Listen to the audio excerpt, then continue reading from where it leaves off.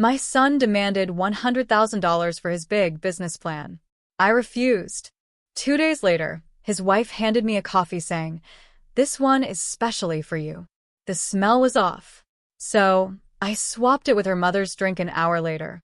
Can you imagine looking into the eyes of your own child and seeing pure, unadulterated greed? Not just a desire for wealth, but a chilling willingness to commit murder and frame you for it? This isn't just a story about family betrayal. It's about a cold, calculated plot that nearly cost me my life, designed by the very people who called me mom. My name is Colleen Princewell, and at 68 years old, I thought I'd seen it all. I'd inherited an oil fortune, a staggering $80 million empire built by my grandfather. And believe me, money like that, it doesn't just talk.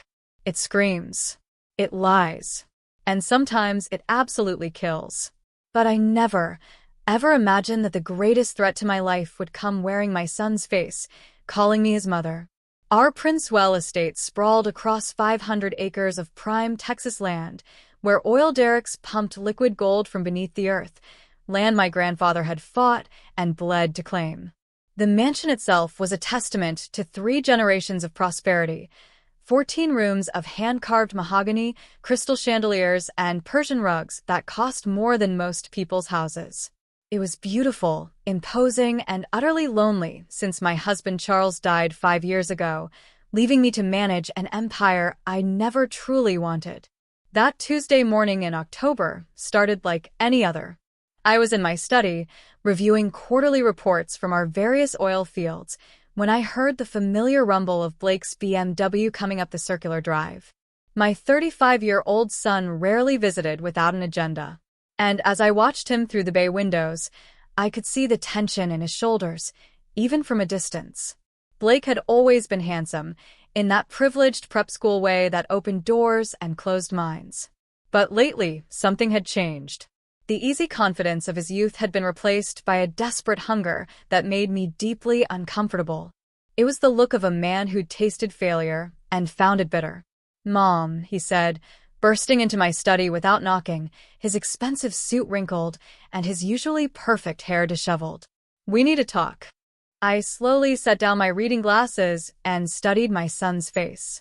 Dark circles shadowed his eyes, and there was a tremor in his hands that he was trying, badly, to hide. "Of course, sweetheart. Sit down." You look terrible."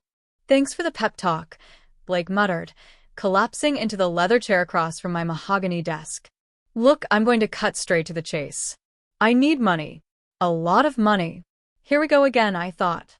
Blake's business ventures had a history of requiring my financial intervention.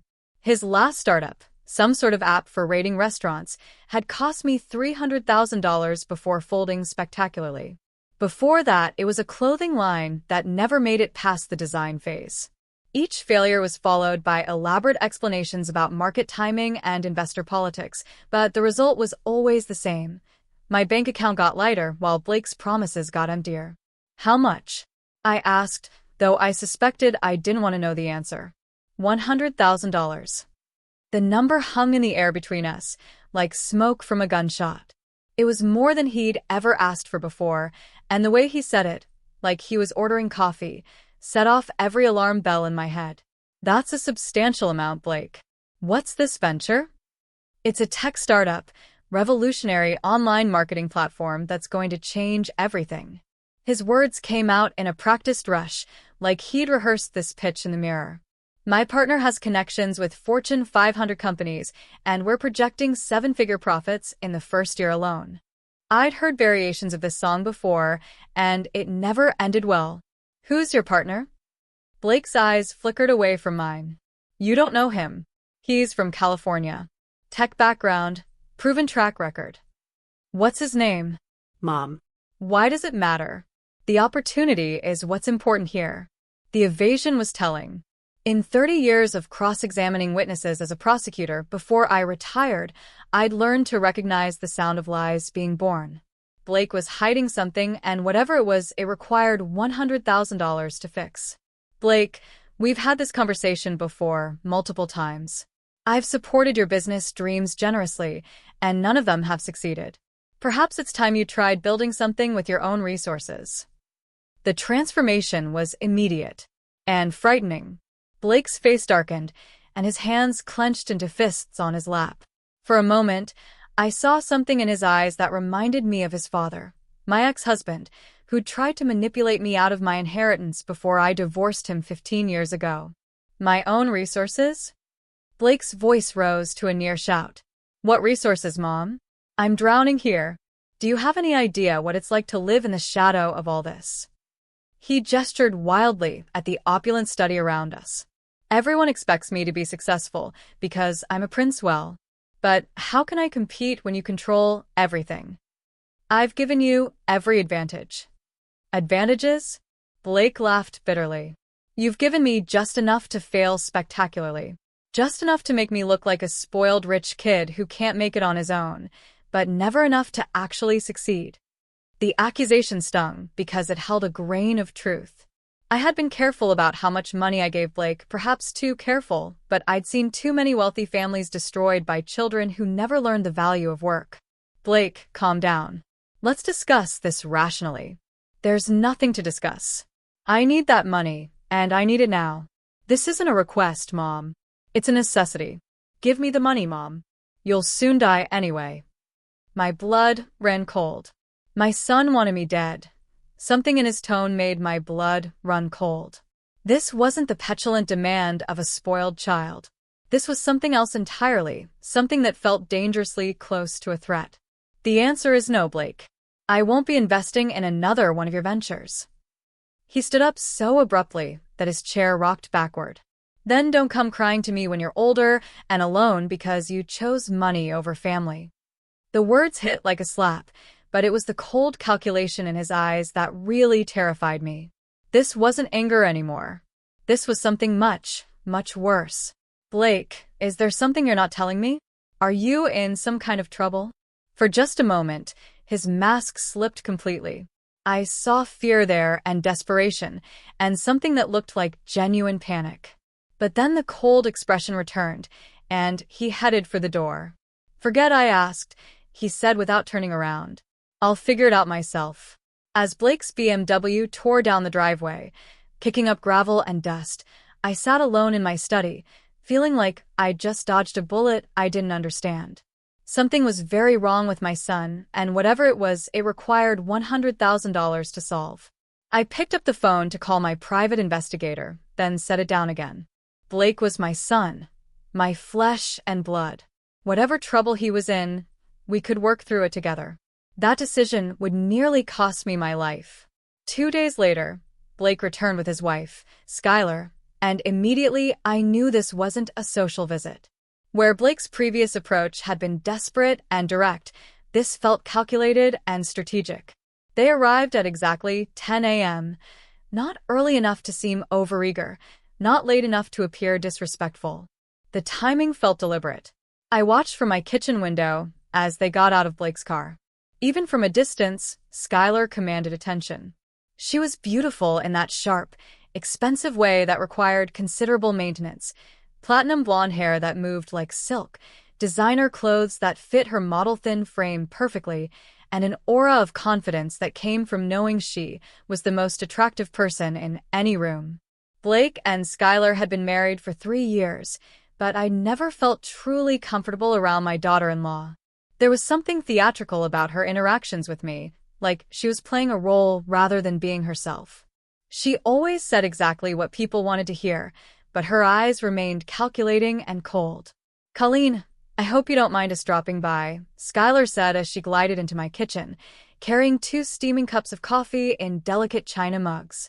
She moved with the kind of practiced grace that made every gesture look like a performance. I brought you something special.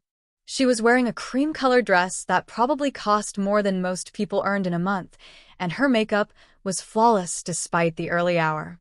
Everything about her appearance suggested someone who'd spent considerable time preparing for this visit.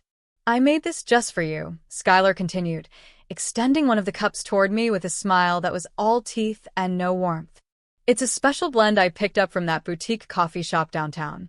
Ethiopian beans with Madagascar vanilla. I thought you might enjoy trying something new. The coffee smelled wrong.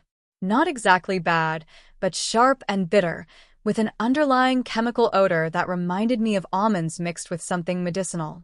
After 30 years of prosecuting criminals, you develop an instinct for danger. Every nerve in my body was screaming that something was off, but I kept my expression neutral. "How thoughtful of you, dear," I said, accepting the cup while studying Skylar's face. She was watching me with an intensity that felt predatory, like a cat watching a mouse approach a trap. Blake lingered by the kitchen doorway, and I noticed he wouldn't meet my eyes. His usual nervous energy had been replaced by a strange stillness that made him look like he was holding his breath. When I glanced at him, he quickly looked away, focusing on his phone with obvious discomfort. "Blake tells me you two had a little disagreement the other day," Skylar said, settling gracefully into the chair across from me with her own cup. "About business opportunities and family support." The way she said family support made it sound like an obligation rather than a choice. I noticed she hadn't taken a sip of her coffee yet, despite encouraging me to drink mine. "We had a discussion about financial boundaries," I said carefully. "Blake has some wonderful entrepreneurial energy, but I think it's important for him to develop his own resources." "Of course," Skylar agreed, her smile never wavering.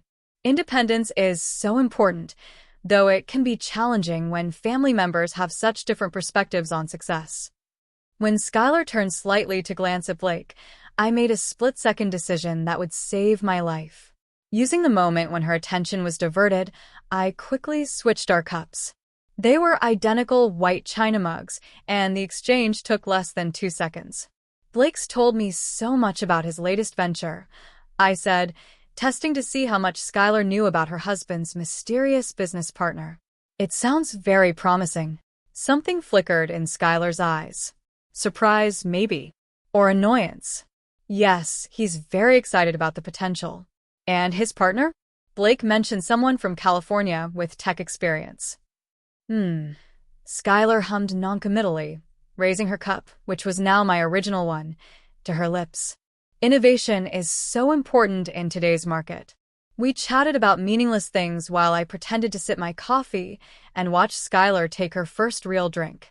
Her face twisted slightly, like she tasted something unpleasant, and I saw her eyes widen with what looked like confusion. But she said nothing about the flavor, which was interesting. "This is delicious," I lied, setting my cup down after another fake sip. "You'll have to tell me where you found this blend." "The shop on Elm Street," Skylar said abruptly. And I could see her mind working, trying to process something that didn't make sense to her. Blake was checking his watch with increasing frequency, and there was a tension in the room that felt like a storm building on the horizon. Whatever they'd come here to accomplish wasn't going according to plan. 20 minutes later, Skylar started coughing. It began as a small, polite clearing of her throat, but quickly escalated into deep, violent spasms that shook her entire body. Her face flushed red, then began taking on a grayish pallor that made her look genuinely ill. "Something's wrong," she gasped, gripping the edge of the table as the coughing grew worse. Her voice was becoming hoarse and strained. I can't breathe properly." Blake rushed over from his position by the door, his concern appearing genuine, or at least well-acted. "Skylar, what's happening? Are you having an allergic reaction?" "Hospital," she wheezed, her breathing becoming increasingly labored. "Need to go to the hospital now." As we rushed to prepare for the emergency room, Skylar leaning heavily on Blake while making appropriately distressed noises, one thought kept repeating in my mind: that coffee had been meant for me, which meant my loving daughter-in-law had just poisoned herself with her own murder weapon. The irony was so perfect, it almost made me smile. The ride to Mercy General Hospital felt like a scene from a medical drama, complete with Skylar's increasingly theatrical symptoms and Blake's perfectly calibrated concern. I sat in the back seat, watching this performance unfold, and marveled at the precision of their act. Skylar's breathing had become labored and raspy.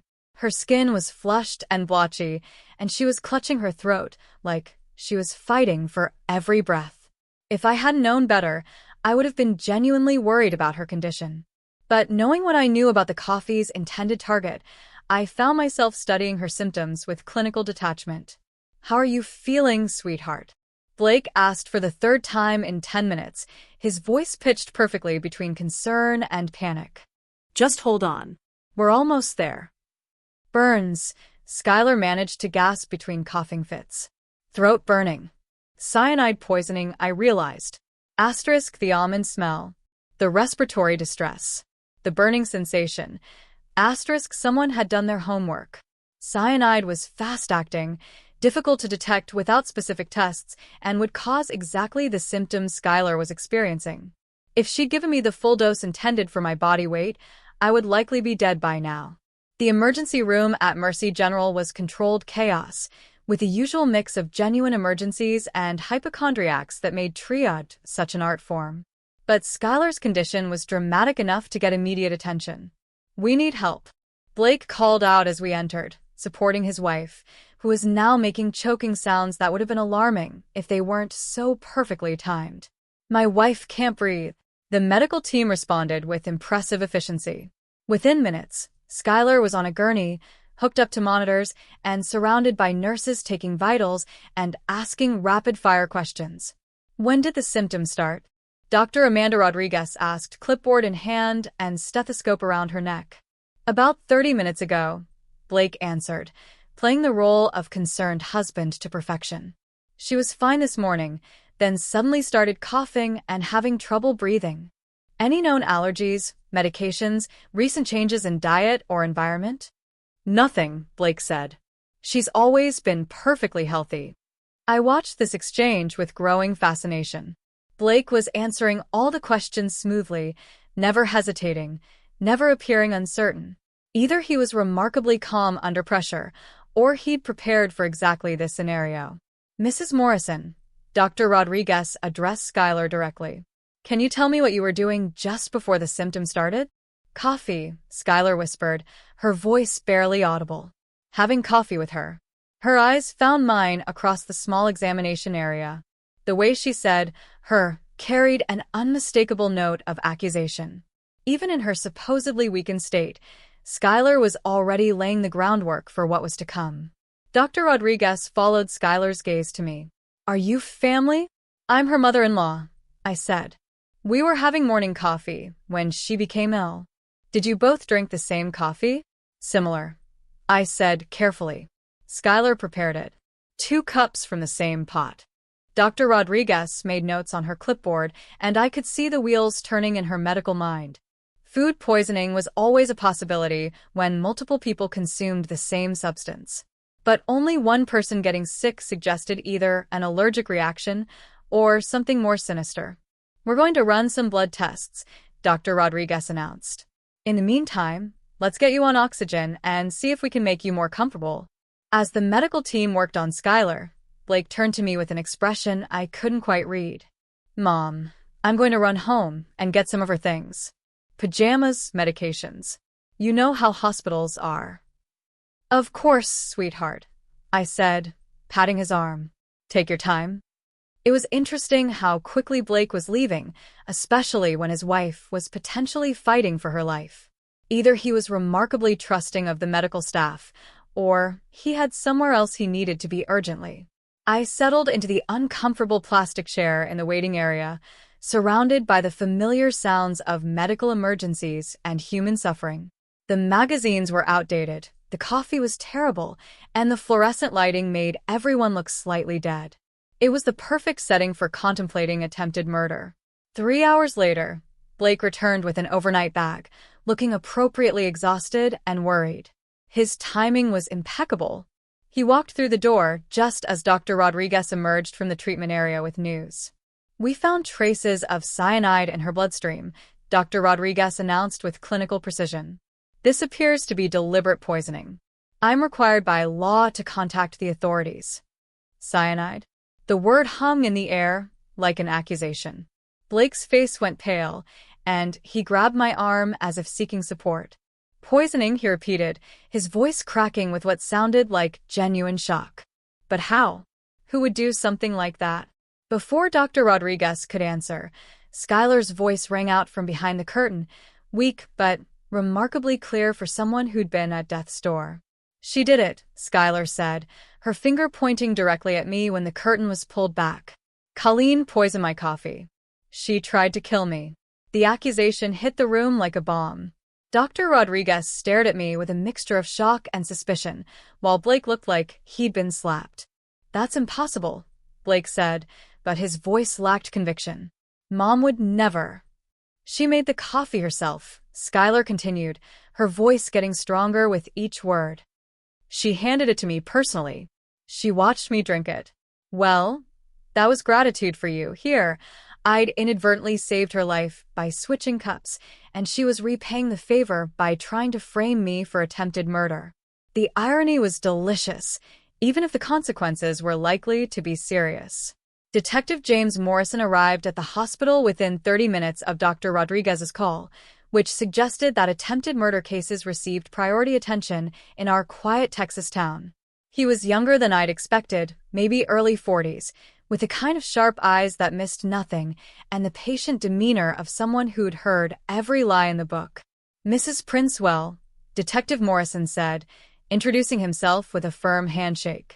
I understand there's been an incident involving poisoning. I'd like to speak with you privately, if that's all right. We moved to a small consultation room down the hall from where Skylar was still receiving treatment. The room was sterile and windowless, designed for delivering bad news and uncomfortable conversations. I want to be clear from the start, Detective Morrison began, opening his notebook. You're not under arrest, and you're free to leave at any time, but I need to understand what happened here today. I told him exactly what had occurred. The strange smell in the coffee, my instinct to switch the cups, Skylar drinking what was originally meant for me. I kept my explanation factual and straightforward, the way I'd taught witnesses to testify during my years as a prosecutor. Mrs. Princewell, Detective Morrison said when I finished. If you suspected the coffee was dangerous, why didn't you simply refuse to drink it or warn Mrs. Morrison? It was the logical question, and one I'd been preparing to answer since the moment Skylar started coughing. I wasn't completely certain something was wrong, I said. It was more of an instinct than a concrete suspicion. I thought switching the cups would be a way to test my concerns without creating unnecessary drama if I was wrong. And when Mrs. Morrison became ill, I realized my instinct had been correct. Someone had tried to poison me, and Skylar had accidentally become the victim instead. Detective Morrison made careful notes, his expression revealing nothing about whether he believed my story. Who else knew you were having coffee this morning? Only Blake and Skylar. It was a spur-of-the-moment visit. Had you been experiencing any threats lately? Anyone who might want to harm you? I thought about Blake's desperate request for money and his angry departure 2 days earlier, but something held me back from mentioning it. Whatever my son was involved in, I wanted to understand it fully before involving the police. Nothing specific, I said. When you have significant wealth, you're always aware that some people might see you as a target. When Detective Morrison interviewed Blake, I could hear the conversation through the thin walls of the consultation room. My son's responses sent chills down my spine. My mother's been acting strange lately, Blake said, his voice carrying clearly through the wall. I mean, I don't think she'd actually hurt anyone, but she's been more paranoid than usual. Suspicious of everyone. In what way? Just little things. Asking a lot of questions about Skylar's background, making comments about gold diggers and people who marry for money. I thought it was just normal mother-in-law stuff, but now... The doubt in Blake's voice was unmistakable. My own son was throwing me under the bus, creating reasonable doubt about my mental state and suggesting I might be capable of poisoning his wife. Has she ever expressed any direct animosity toward your wife? She's never said anything outright hostile, but there's been tension. Mom can be very controlling when it comes to family money. She doesn't like anyone she thinks might be after her fortune. Each word was a carefully placed knife in my back. Blake was painting a picture of a paranoid, controlling old woman who might poison her daughter-in-law out of jealousy and suspicion. It was brilliant character assassination, and it was coming from my own child. When Detective Morrison returned to question me further, his entire demeanor had changed.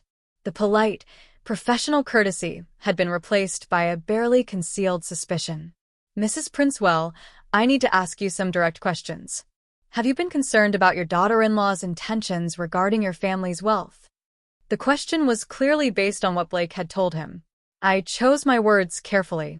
I think it's natural for any parent to be protective of their family's assets, but I've never had any specific reason to distrust Skylar.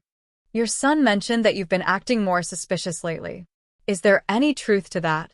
I don't believe I've been acting any differently than usual. Blake may be interpreting normal caution as suspicion. Detective Morrison made more notes, and I could see him building a case in his mind.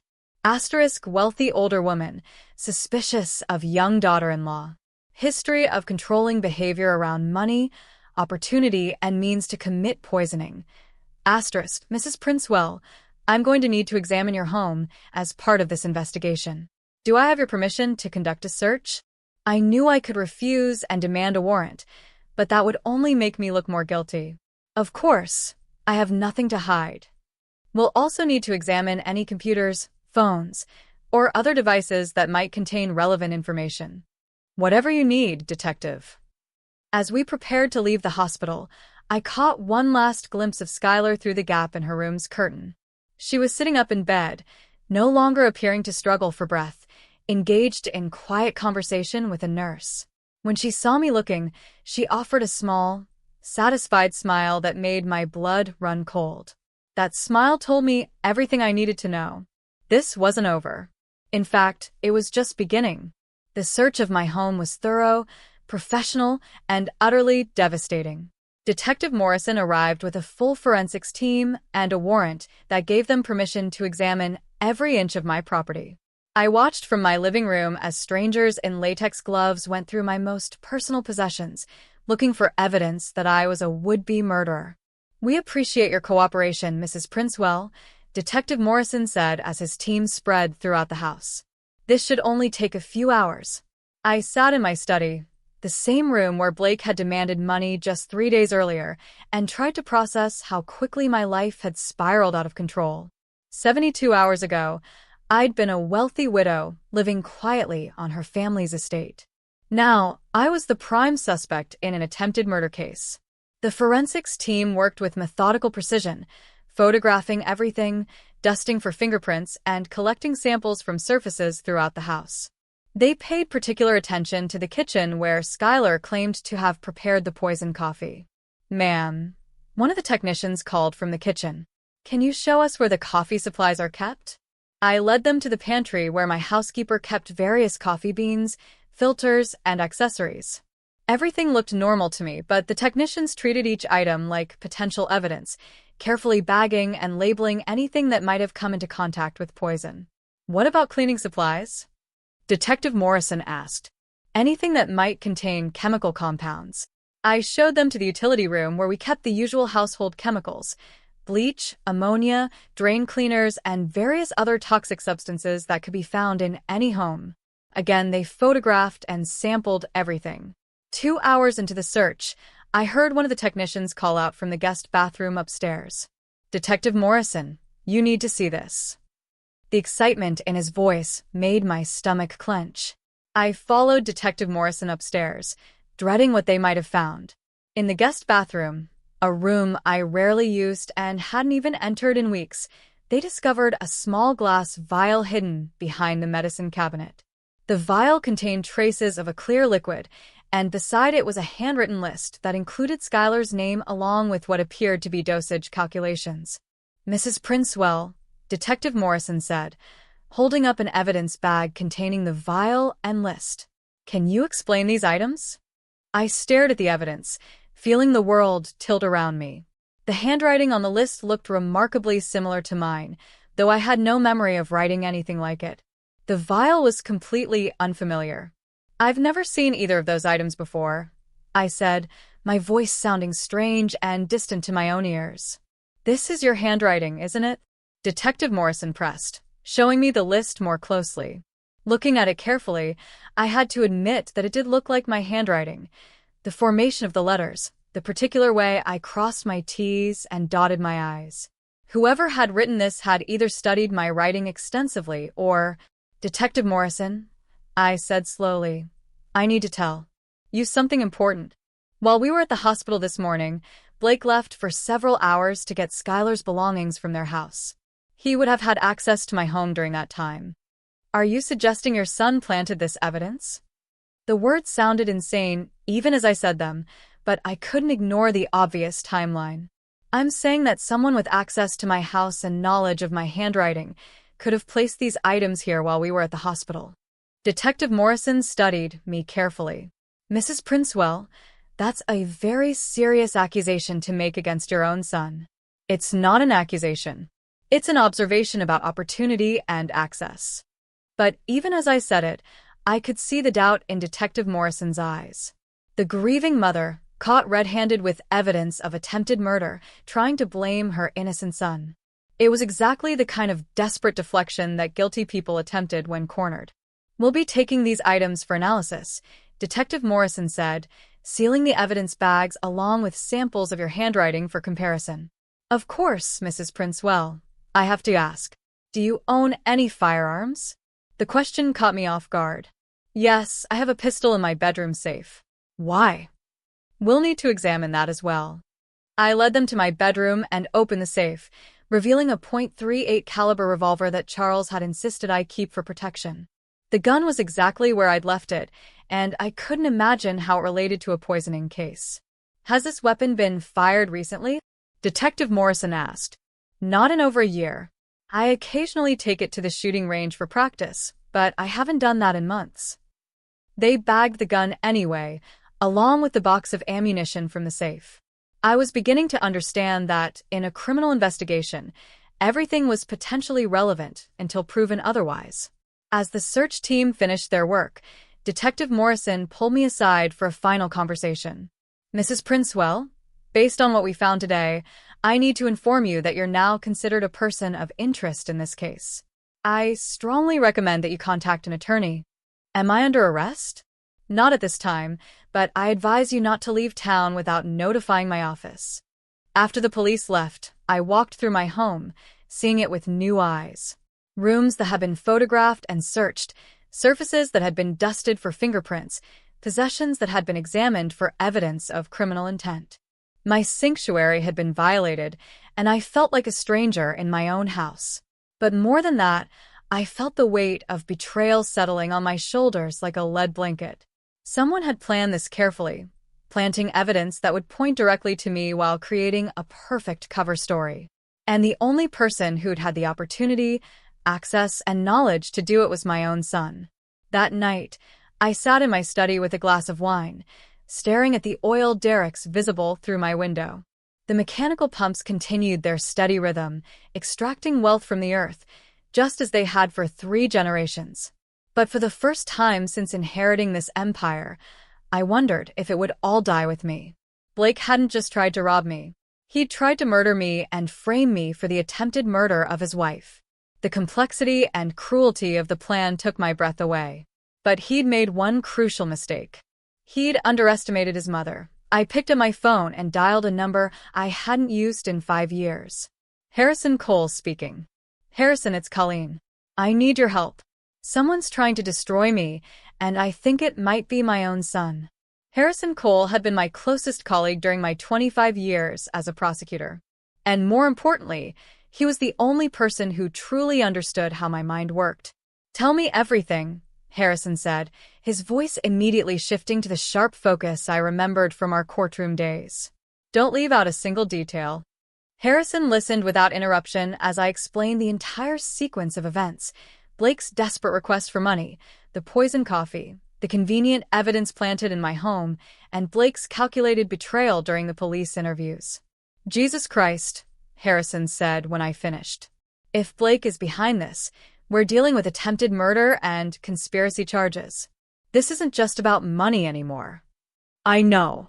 The question is, how do we prove it? First things first, you need criminal defense representation immediately. I'm going to call Marcus Webb. He's the best defense attorney in the state, and he owes me a favor from the Anderson case. Harrison, there's something else. I think Blake might be in serious trouble with dangerous people. The way he demanded that money, the desperation in his voice, this feels like more than just another failed business venture. What kind of trouble? I don't know yet, but I want to find out. If Blake is involved with criminals, it might explain why he's willing to commit murder for inheritance money. Harrison was quiet for a moment, and I could almost hear him thinking.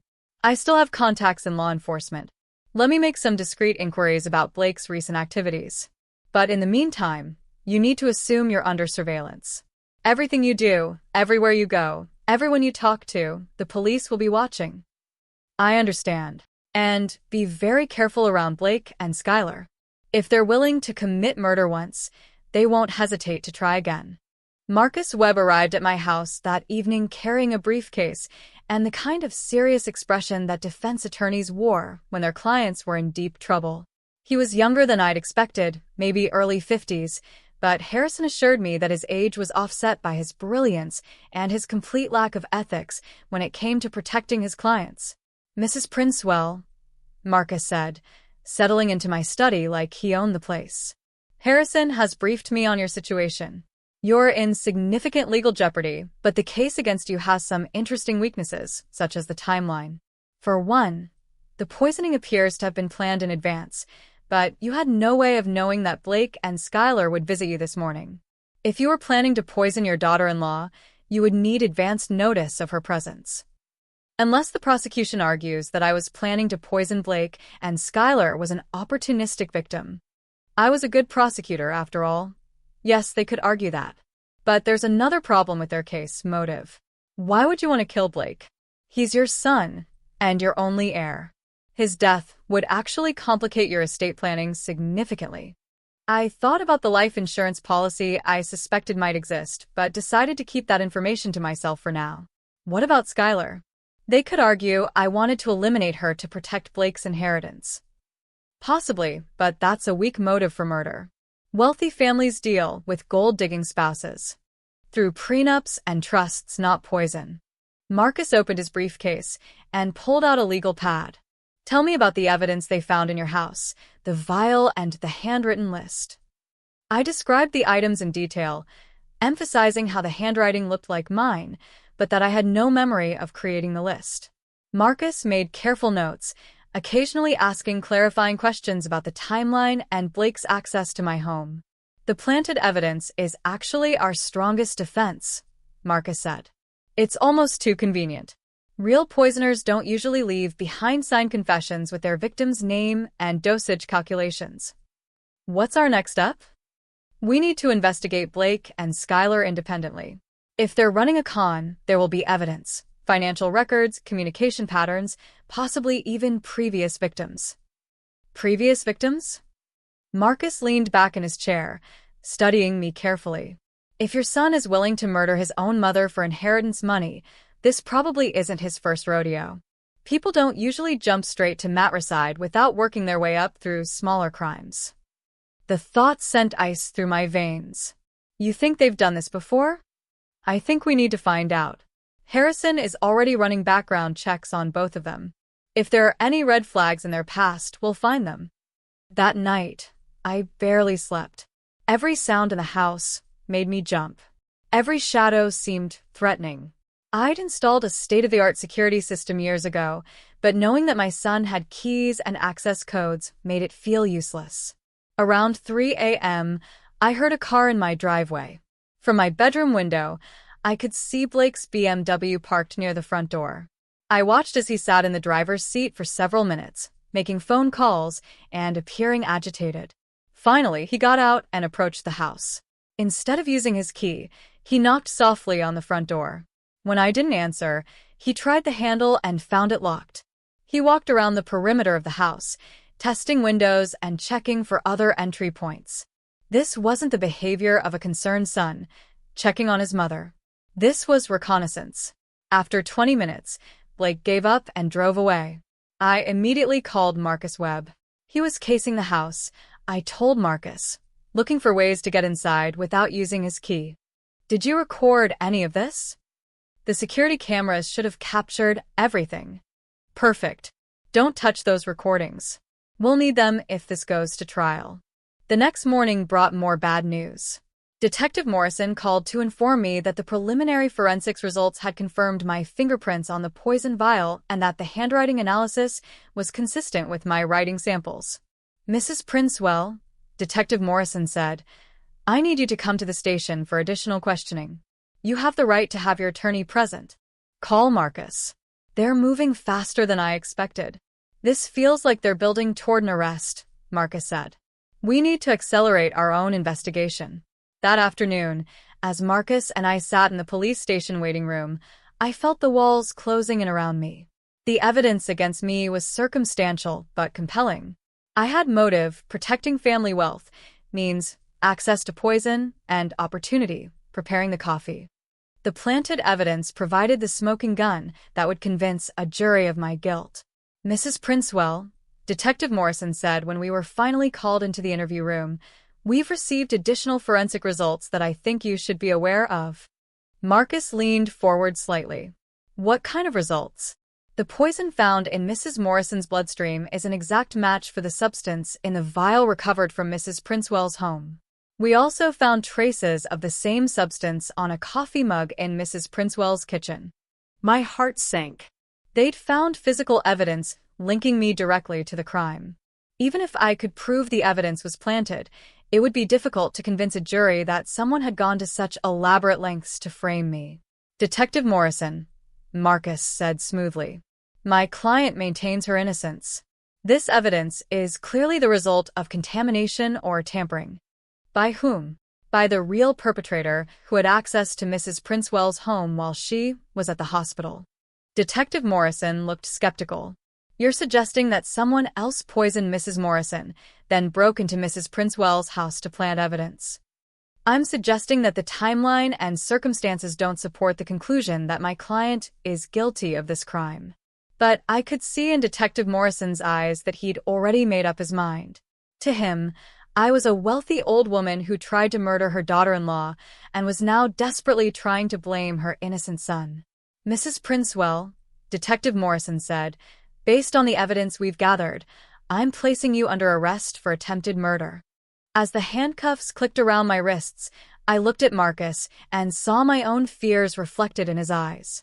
Blake and Skylar had played this perfectly, and I was about to pay the price for underestimating my own family. But as they led me toward the patrol car, one thought kept me from despair. They'd made one crucial mistake. They'd left me alive. And as long as I was breathing, I wasn't finished fighting. The county jail was everything I'd expected and worse. Gray concrete walls, fluorescent lighting that made everyone look dead, and the constant sound of metal doors slamming shut. I'd sent enough criminals to places like this during my career, but experiencing it firsthand was profoundly different. My cellmate was a woman named Maria Santos, arrested for check fraud, and surprisingly philosophical about the experience.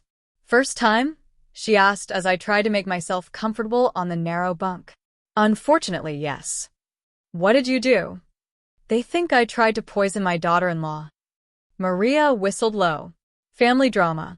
That's always the messiest kind of crime. I didn't do it. Honey, everybody in here didn't do it. But the real question is, can you prove you didn't do it? That was exactly the question keeping me awake at night. Marcus had warned me that proving innocence was much harder than establishing reasonable doubt, especially when the evidence was as seemingly solid as what they'd assembled against me. The bail hearing was set for Monday morning, 3 days away. Marcus was confident he could get me released, but the prosecution was arguing that I was a flight risk due to my substantial wealth and that I posed a danger to potential witnesses. The district attorney is treating this like a high-profile case, Marcus explained during one of his visits. They think convicting a wealthy oil heiress will be good publicity. What about our investigation into Blake and Skylar? Harrison is making progress, but it's slow. Going. We've confirmed that Blake has significant gambling debts, over $300,000 to some very unsavory people. That gives him clear motive for needing money quickly. $300,000? The number staggered me. How did he accumulate that kind of debt? High-stakes poker games, sports betting, some kind of cryptocurrency speculation that went wrong. The point is, he was desperate enough to do something drastic. What about Skylar? Marcus's expression darkened. That's where it gets interesting. Skylar Morrison doesn't exist. I felt my pulse quicken. Huh? What do you mean? The identity is fake. Created about 4 years ago with forged documents and a fabricated background. Harrison traced her real identity to a woman named Victoria Sterling, who has a criminal record in 3 states. What kind of record? Identity theft, fraud, and get this, suspected involvement in a suspicious death of an elderly man in Arizona. The case was never prosecuted due to lack of evidence, but the pattern is clear. Suddenly, everything made sense. Blake hadn't just married a beautiful woman. He'd married a professional criminal who specialized in exactly the kind of scheme they'd tried to pull on me. So, this was planned from the beginning. It looks that way. Victoria probably targeted Blake because of his family wealth, then manipulated him into helping her gain access to you. But why try to kill me? Why not just wait for me to die naturally and inherit everything? Marcus pulled out a folder from his briefcase. Because Blake isn't your heir anymore. I stared at him in confusion. What are you talking about? Harrison did some digging into your estate planning. 3 months ago, you updated your will to establish a charitable foundation instead of leaving everything to Blake. The memory came flooding back. I'd been concerned about Blake's spending habits and his series of failed business ventures. My estate attorney had suggested creating a foundation that would provide Blake with a comfortable income while ensuring the bulk of the Prince wealth fortune would be used for charitable purposes. Blake knows about the will change, Marcus continued. Your attorney's office confirmed that Blake called asking about your estate plans about 6 weeks ago. So, he knew that killing me wouldn't get him the inheritance, right? But if you were convicted of attempting to murder Skylar, the will could be challenged on grounds of mental incompetence or criminal behavior. Blake could argue that you weren't of sound mind when you changed the will. The complexity of their plan was staggering. They hadn't just tried to kill me. They tried to destroy my reputation and mental competency so that Blake could inherit my fortune even after I'd specifically disinherited him. There's more, Marcus said. We found evidence that Blake has been taking out loans against his expected inheritance. He owes money to several legitimate lenders and some very illegitimate ones. If he doesn't inherit your estate, he's not just broke, he's in physical danger from the people he owes money to. Exactly. These aren't the kind of creditors who accept payment plans. I spent that night staring at the ceiling of my cell, processing the full scope of Blake and Victoria's betrayal.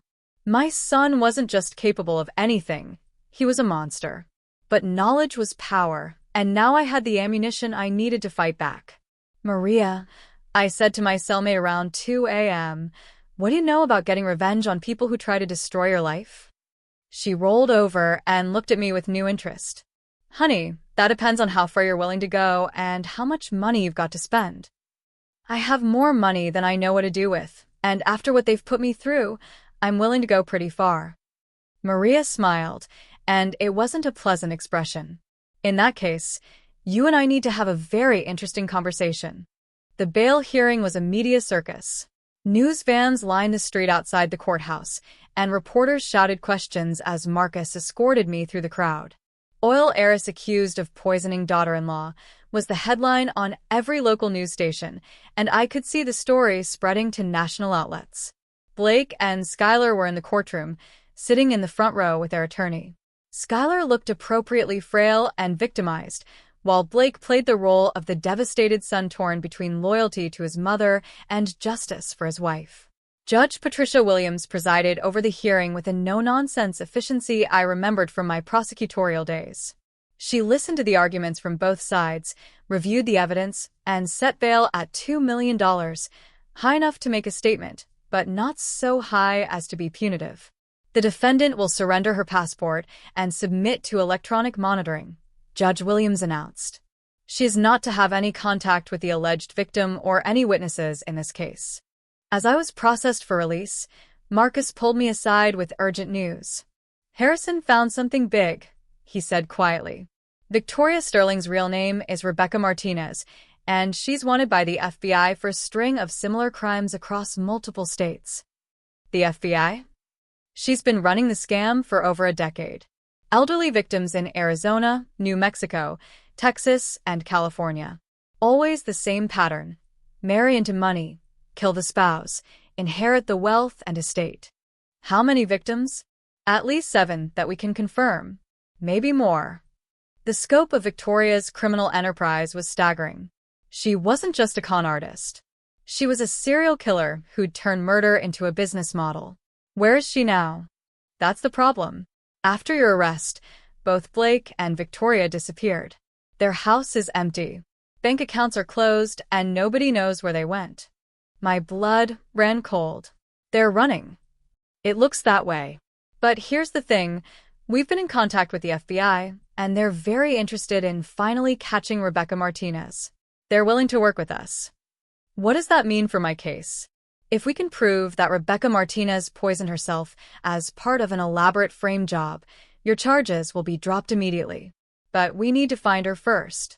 That evening, I sat in my study with an electronic monitoring bracelet around my ankle, feeling like a prisoner in my own home. The media attention had been overwhelming, reporters camping outside my gates, helicopters circling overhead, and a constant stream of phone calls from journalists wanting my side of the story. I refused all interviews, but I watched the coverage with growing anger. Blake was giving carefully orchestrated statements to sympathetic reporters, painting himself as the tragic son of a mentally unstable mother who'd finally snapped under the pressure of aging and wealth. My mother has been increasingly paranoid over the past year, Blake told Channel 5 News. She's made accusations against multiple family members and friends, claiming they're after her money. I think the stress of managing such a large estate has affected her judgment. It was a masterful performance, designed to support the prosecution's theory that I was suffering from age-related mental decline that had led to irrational and violent behavior. But Blake had made one crucial mistake. In his eagerness to appear on television, he revealed that he and Victoria were still in the area. The interview had been conducted at a local hotel, which meant they hadn't fled as far as we'd thought. I called Marcus immediately. Did you see Blake's interview? I saw it. Harrison is already working with the FBI to trace their location. Marcus, I want to end this.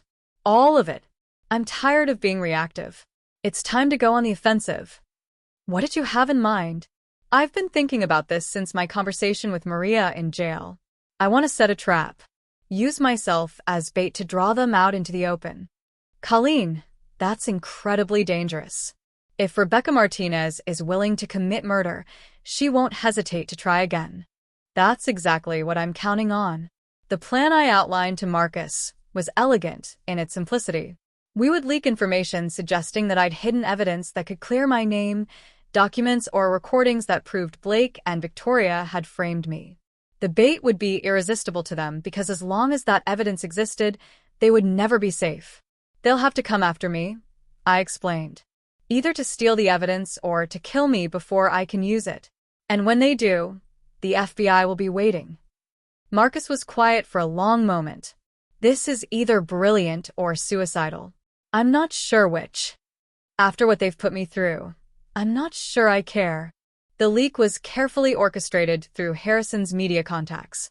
By the next morning, rumors were circulating that Colleen Princewell had discovered evidence proving her innocence and was planning to present it to authorities within 48 hours. The story was vague enough to be believable, but specific enough to create urgency. If Blake and Victoria thought I had evidence that could expose them, they would have to act quickly. All I had to do was wait for them to come to me. The waiting was the hardest part. For 2 days, I went through the motions of normal life while wearing a wire and knowing that FBI agents were positioned around my property. Every phone call could be the setup for an ambush. Every visitor could be a potential assassin. Marcus had wanted to evacuate me to a safe house, but I'd insisted on staying at the estate. If Blake and Victoria were going to make a move, it would be on familiar ground where they felt confident, and I appeared vulnerable. On the 3rd night, they took the bait. I was in my study, pretending to review documents while actually reading a novel, when the motion sensors detected movement near the back of the house.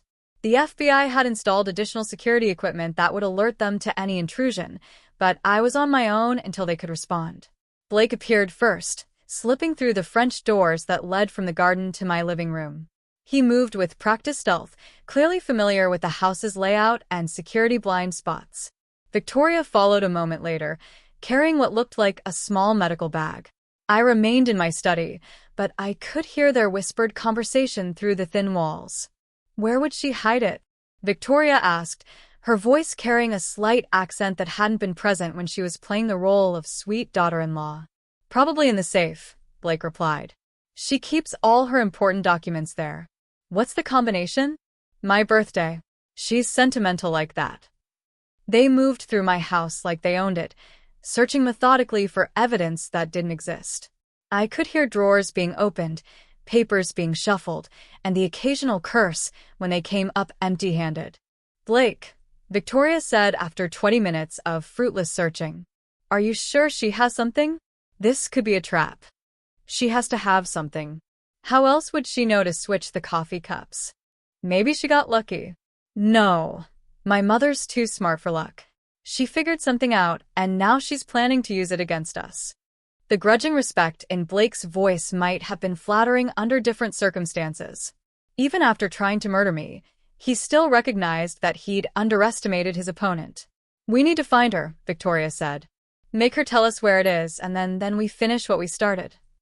They found me exactly where I wanted them to, sitting in my study with my back to the door, apparently absorbed in reading documents.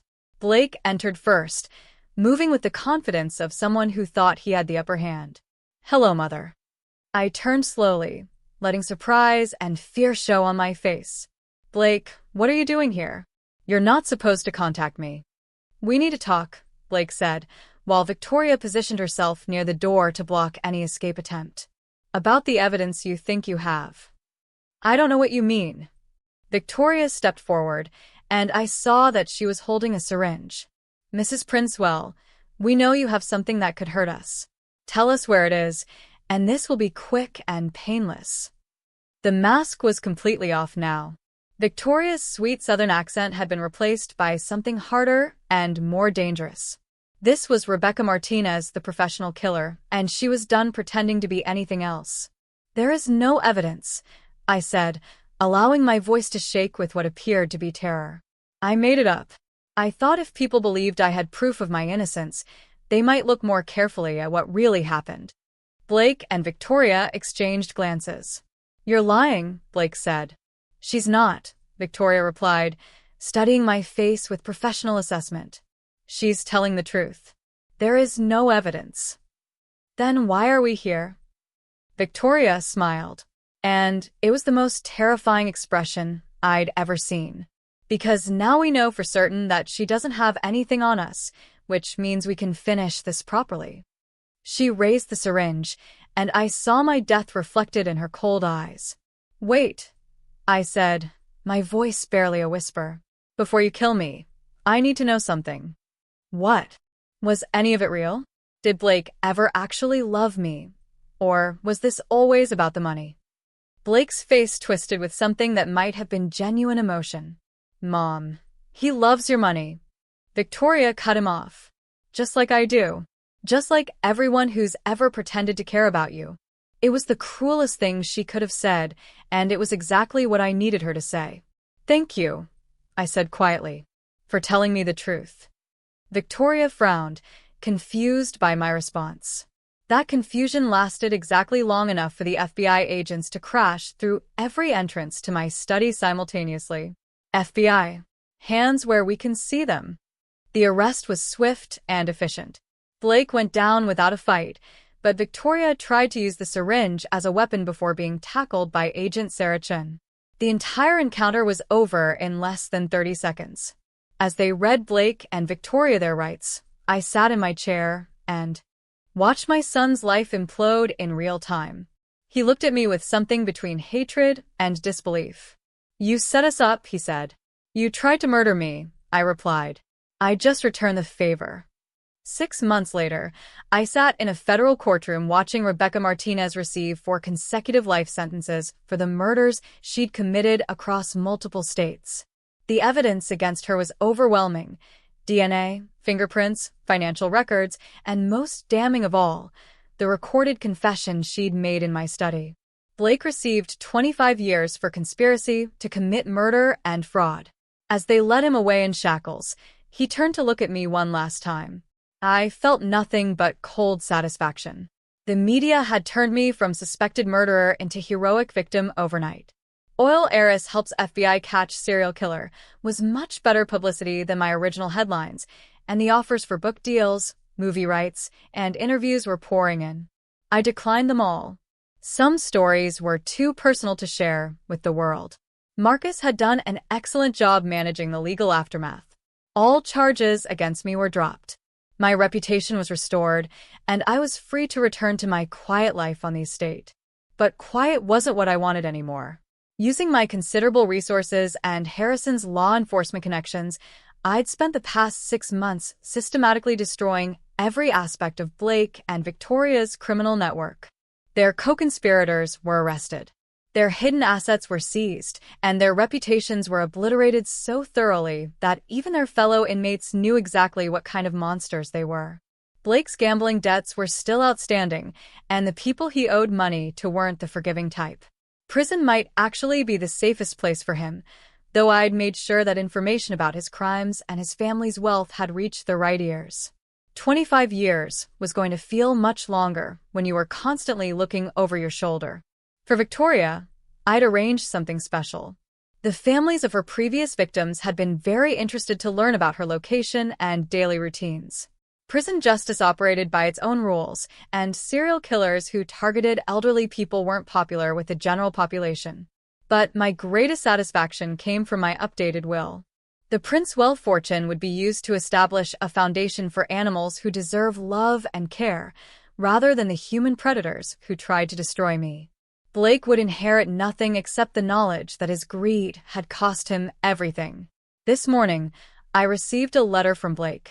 It was full of apologies, explanations, and desperate pleas for forgiveness. He claimed that Victoria had manipulated him, that he never intended for things to go so far, that he still loved me despite everything that had happened. I read the letter twice, then fed it into my fireplace. Some betrayals are too deep for forgiveness. Some wounds never heal. Blake had chosen Victoria and her blood money over the mother who'd given him everything, and now he could live with the consequences of that choice. As I sit here in my study, looking out at the oil derricks that have provided wealth and security for 3 generations of Princewells, I feel something I haven't experienced in months. Peace. The estate feels like home again, no longer tainted by the presence of people who saw me as nothing more than a source of money. The rooms echo with memories of better times, when family meant something more than financial opportunity. I've hired a new housekeeper, updated my security systems, and changed all the locks.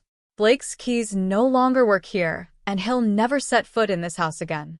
My new will brings me daily satisfaction, knowing that every penny of my fortune will go to causes that matter rather than the greedy hands that tried to steal it through murder. The Princewell name will survive, but it will be associated with generosity and compassion rather than the kind of family dysfunction that Blake and Victoria represented. Tonight, I'll pour myself a glass of wine and toast to justice served.